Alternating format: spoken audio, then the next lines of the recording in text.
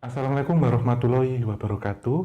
Terima kasih kami ucapkan kepada para sobat Javanika yang telah mendukung kami hingga saat ini. Dan tentunya jangan lupa untuk like, share, dan subscribe, serta nyalakan lonceng. Semoga bermanfaat dan selamat menyaksikan.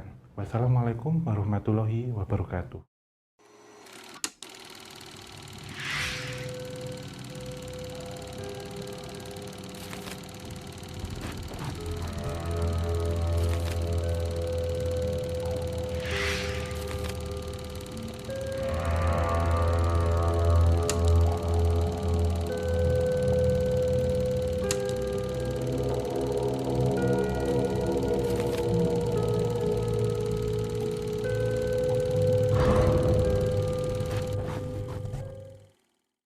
Halo Sobat Javanika dimanapun kalian berada. Assalamualaikum warahmatullahi wabarakatuh. Salam rahayu, rahayu, rahayu.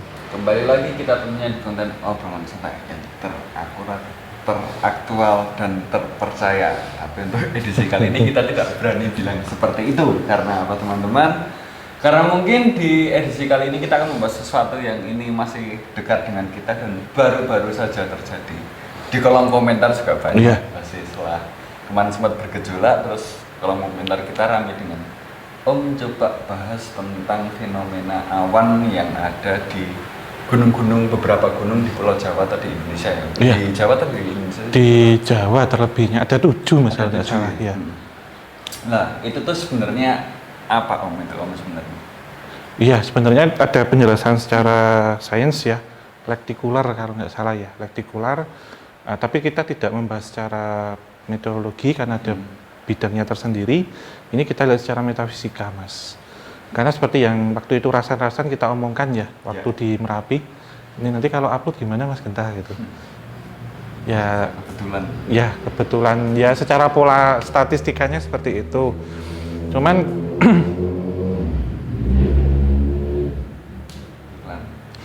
Mas Boy lewat Mas Boy. kemarin ada 7 Mas, itu Sumbing Sindoro, Merapi Merbabu, ada di Lawu, kemudian Arjuno, sama satu itu Welirang, salah. Ada 7 gunung, terutama di Jawa Tengah dan di Jawa Timur gitu.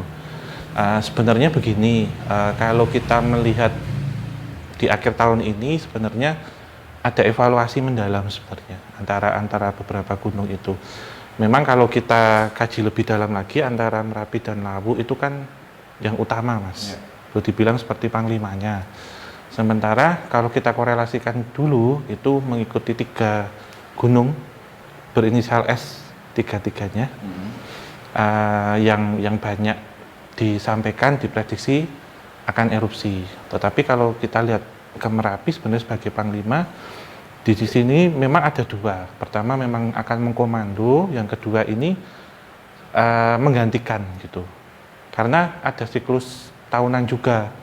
Kalau setiap rentan 10 atau 15 tahun memang akan terjadi erupsi, yang mana sebenarnya di sini itu boleh dibilang seperti duwe gawe atau memiliki hajatan gitu.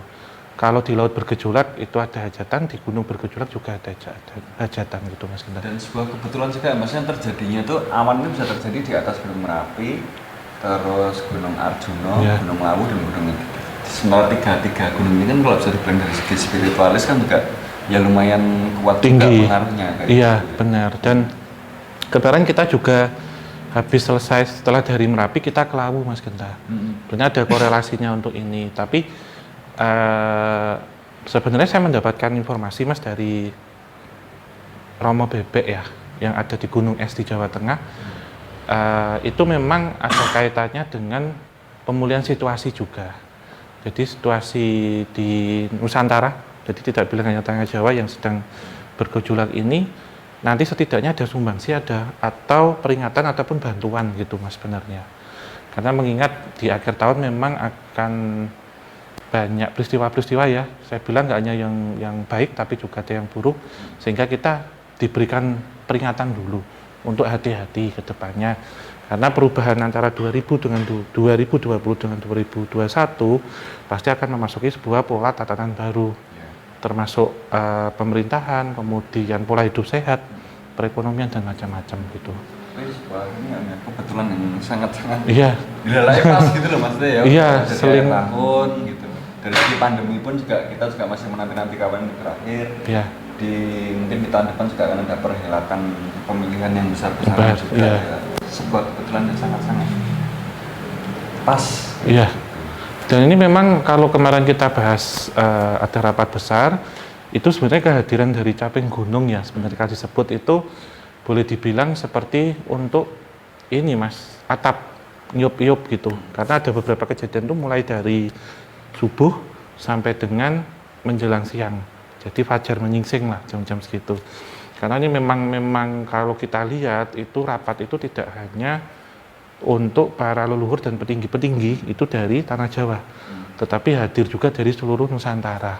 Ya, aku mikiran juga gitu, apakah Iya. mungkin dalam imajinasiku tadi aku mikir, karena kan bentuknya kayak gerumpel gini Iya. ya, kayak apakah mereka Caping. tuh menjadi kayak sebuah tabut untuk mengelilingi para-para Iya. yang ada di dalamnya, kalau misalnya ini memang ada hubungannya dengan gaib ya kayak gitu. Terus Iya. mereka lagi pada rembukan apa jadi kuping sih, kita semua kumpulin, besok kita gencarkan. Iya, iya. Memang terlepas dari sifat dari awan sendiri itu yang akan mendekati puncak gunung ya secara fisika, tetapi memang secara metafisika ini memang sebagai tameng mas, sebagai pelindung karena itu sebenarnya menjadi satu pertanda bahwasanya leluhur-leluhur kita atau sesepuh kita, pendahulu kita itu melindungi mas. Jadi akan menutup dahulu karena sejatinya kalau ada erupsi itu sebenarnya adalah bentuk dari pembaharuan sehingga kita diperingatkan dan ada baiknya menjauh dahulu karena sedang ada gawe itu kan, kalau gawe itu kan pasti ada hajatan itu pasti positif karena lontaran dari dalam itu sejatinya menseimbangkan dan membersihkan isi bumi. Jadi kalaupun tidak terjadi erupsi malah justru berbahaya karena memang posisi sekarang beberapa patahan itu memang sedang bergerak mas, bergerak di sini memang kesinambungan.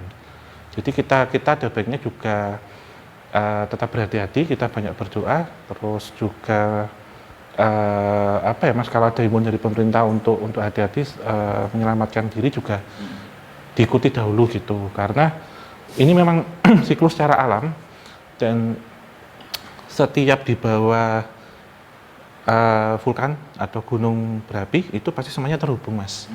Dan kalau di Jawa memang pusat dari semuanya itu ada di gunung es yang ada di Jawa Timur sebagai tertingginya karena Lawu dan Merapi itu Panglima. Jadi yang puncak tertingginya masih di sana gitu. Tapi kalau secara sains gumpalan awan itu sebenarnya berbahaya nggak? Sebenarnya enggak mas, sebenarnya tidak karena ada bentukan ini kan, bentukan tersendiri karena udara ataupun awan itu kan pasti mencari tempat yang lebih tinggi. Ini apa secara sains itu apakah ini ya? Saya lupa agak kalau fisika itu udara bertekanan rendah ke tekanan tinggi atau sebaliknya gitu. Sehingga itu akan menggumpal dan sifatnya juga sementara sih Mas, temporary karena kejadiannya pagi dini hari sampai menjelang siang jam 8 itu sudah hilang. Enggak lihat. Kalian ada yang lihat? Bangun gua aja jam 12. Kita tinggalnya di Jakal. Kemarin di Lawu itu Mas yang jelas. Saya pas kesana kan tanya Mas Andi waktu kita kesana. Itu memang salah satu gunung yang di ini ya Mas ya disakralkan. Karena kalau di Gunung Lawu kan ada yang Kanjeng Sunan Lawu, di sini ada yang Kanjeng Sunan Merapi. Itu beliau sebenarnya yang memimpin dan menyampaikan kepada beberapa orang-orang yang terpilih untuk menyampaikan ini sebagai juru bicara. Sementara sebelum saya tadi menyampaikan Mas Genta untuk kita bahas ini, sebenarnya Romo Bebek ya dari Gunung Es gitu, es yang di Jawa Tengah itu juga menyampaikan intinya ini tidak ada apa-apa, cuman kita harus waspada gitu aja. Eling lawas podo intinya itu. Romo Bebek.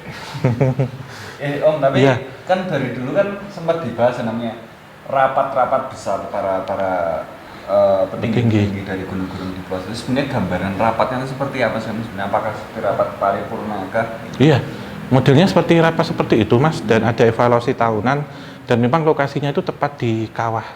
Jadi agak lebih masuk ke dapur magma gitu.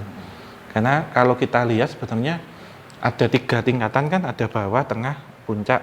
Sebenarnya ada tingkatan inti Mas. Kalau kita melihat gunung berapi vulkanik itu ada 1 di bawah. Dan ini memang beliau-beliau yang hadir itu tidak terbatas dari tanah Jawa. Ada juga dari tanah Andalas, dari tengah Selat Sunda, kemudian yang ada di timur, yang ada di timur Indonesia, ada yang di utara, semuanya sudah masuk Mas. Sehingga akan juga terjadi sedikit gejolak di gunung-gunung yang ada di luar Jawa juga, gitu. Karena cuma bedanya kalau pas rapat mereka nggak tidur aja lah ya. Iya. Tidur itu rapat-rapat. Rapat strategi. Tapi kenapa ya maksudnya kok Jawa ini yang menjadi patokannya? Maksudnya kita kalau berbicara tentang gunung gitu kan, sebenarnya kan banyak, mungkin kita bisa di Papua ada Jaya dan segala macamnya. Kenapa Jawa menjadi patokannya? Kalau dilihat gini, bukan kita kemudian mengkotak-kotakan, tidak ya.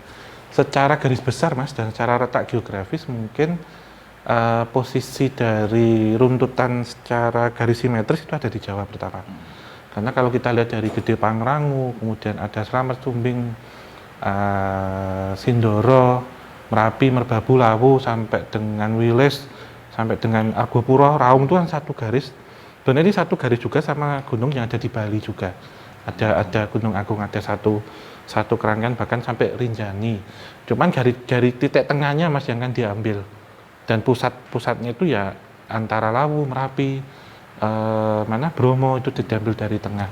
Dan memang secara patahan juga kalau kita melihat kan Indonesia dilewati 3 patahan Mas. Secara sesar apa ya namanya ya? Epicentrumnya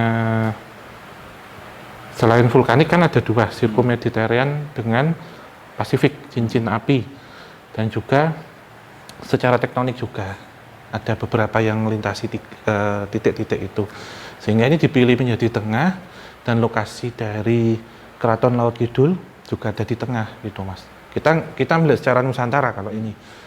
Jadi dari situ memang petinggi-petinggi ini dari mana-mana Mas, ditentukan tempatnya untuk rapat besar di sini. Dan memang puncaknya dan pusatnya Lawu dan Merapi gitu. Mungkin skemanya seperti kayak pemerintahan di Indonesia lah, sentralisasinya tetap ada di Jawa. Iya, modelnya kurang lebih demikian. Mereka yang di sana tetap pasti punya pengaruh. Iya. Gunung Krakatau masa nggak punya pengaruh itu kan. Oke, Om, tapi kan kita belakangan ini kita udah melihat ya kayak bentuk-bentuk awan yang belakangan ini dimunculkan oleh alam seperti itu, dan itu mungkin bisa menjadi ya tafsirnya banyak lah. Tapi ke depan itu mungkin nggak sih alam memberikan pertanda lagi terhadap semua ini kalau kita mungkin di sisa waktu di tahun ini. Iya Mas, ini nanti pasti akan ada ya, karena info terbaru yang saya dapat di Gunung Lawu juga muncul awan menyerupai Kiai Semar. Yang kemarin sempat kita bahas waktu ke sana dan waktu ke Srigati, kemarin ke mana? Alas Ketonggo yang kita bahas. Ini memang akan ada beberapa pertanda-pertanda yang itu akan jelas multitafsir, tetapi sejatinya kalau kita melihat itu bukan lantas untuk mempercayai, tetapi ada baiknya kita telah baik-baik. Kita ambil sehari setengahnya seperti apa, dan ini menjadi peringatan, intinya eling tanpa waspodo untuk kita semua. Karena awan itu pun sebenarnya seperti berita yang akan dikeluarkan sementara, dan hanya orang-orang yang tertentu, yang terpilih dan memiliki hati yang tenang yang akan bisa menafsirkan. Walaupun itu nanti akan multitafsir, tapi pasti ada satu garis benang merah yang bisa menjadi penghubung.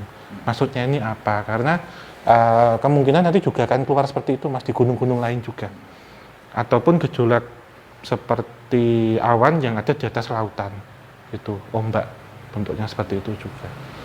Jujur ya teman-teman, yang mungkin kalau aku pribadi sih cukup tertarik dengan cerita-cerita dari semisal di gunung ini habis mengeluarkan awan apa tuh. Saya suka nyurutin ceritanya, biasanya kan iya kalau di Goda-Gadok ya mungkin iya benar juga kayak gitu. Tocokologi Mas nanti jadinya.